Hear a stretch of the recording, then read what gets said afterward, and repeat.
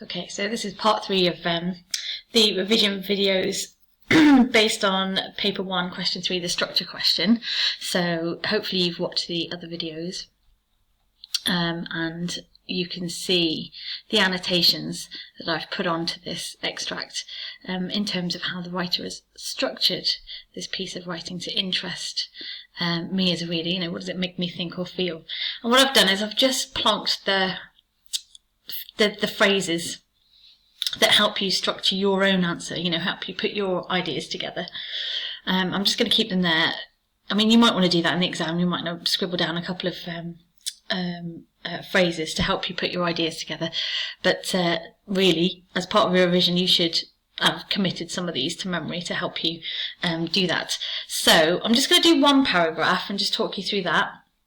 So, as always, you've done your annotations, so you can always go back to them. They're there for you to use. So I'm going to talk about, in my first paragraph, what the writer is focusing on, our attention on at the beginning, because that's what the first bullet point says.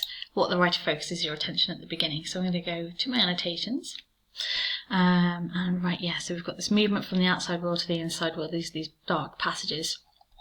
So let's use one of these phrases.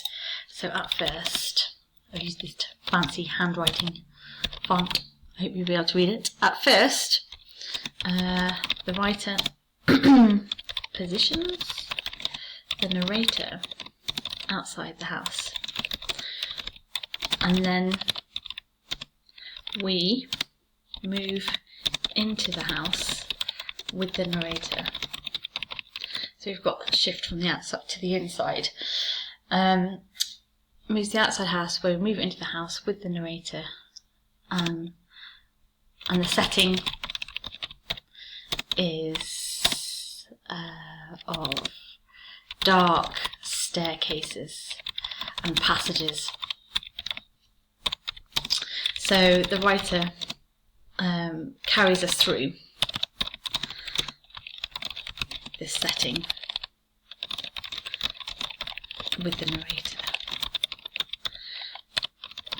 And this setting is quite mysterious and it sets the tone of kind of threat and the sense of building tension,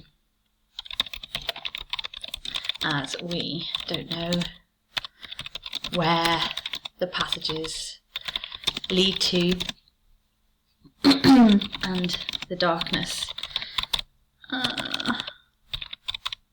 makes it feel threatening for the reader.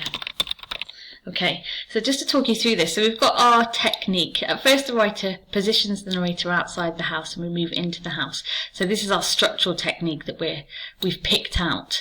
So we're going to get marks for talking about a particular technique. And also we're using subject terminology because we're talking about the setting. And then what we've got to do is talk about how this structural technique affects us. And so this is what I do here. The writer carries us through this setting with the narrator, and this setting is quite mysterious, so I'd go back and change that. I'll do that now. I'd add it in. So the writer is setting is quite mysterious, and it sets the tone of threat and the sense of building tension, as we don't know where the passages lead to, and the darkness makes it feel threatening for the reader. Okay, so in terms of, you know, that's interesting for us because it's making us feel that threat, and it's building the tension for the reader as well, carrying us through and wanting to find out what's going to happen next. So if I go back to my annotations at the top, and then we get another shift, and it's widens out into a larger room, but that sense of threat and danger is still present. That's the state. It comes through a journey which seems ominous and threatening. Okay, so I might sort of start saying then in the second paragraph, this sense of tension and threat is continued, as even when the writer widens out or zooms out, even when the writer widens out into the larger room, sort of away from the claustrophobia of the passages in the previous paragraph. From the claustrophobia of the passages in the second paragraph, this sense of tension and threat is continued, as even when the writer widens out into a larger room away from the claustrophobia of the passages in the previous paragraph, the writer still focuses on the darkness and the sense of the unknown. So even though the narrator, typing is terrible here, even though the narrator has moved into a larger room, there is still no revelation of finding anything. So the reader's curiosity continues.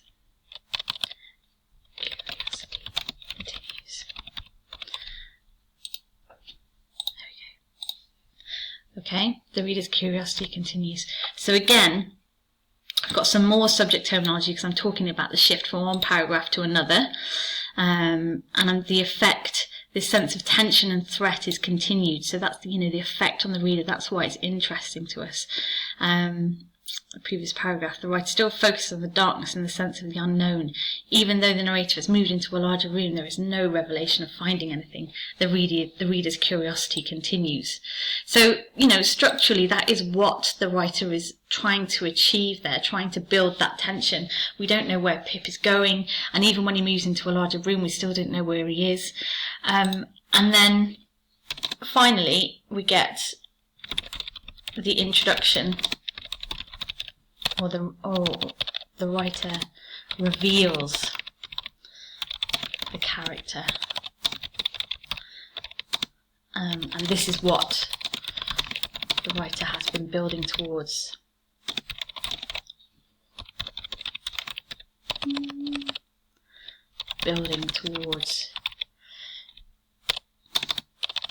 And because the introduction is so delayed, the reader senses that this character is also mysterious and perhaps threatening. Okay, so it follows when you're writing up your answer, you're following that basic petal sort of idea. You put in your point and your technique is there as well, but more significant is the talking about what effect it's having on you as a reader, because that's what it means by how is it interesting. Okay, so you're looking at the events and what order they're put in, and then talking about how that affects the reader, what it makes us think or feel. Okay, so that would be my first sort of paragraph, and then I've got my other annotations there to go back to talk about what happens as the text develops, because I'll go into my second chunk and the things I said about the structure there, and into my third chunk, and then talk about the effect of the structural techniques being used there. Okay, so I'm going to stop that video there. Hopefully that's been helpful.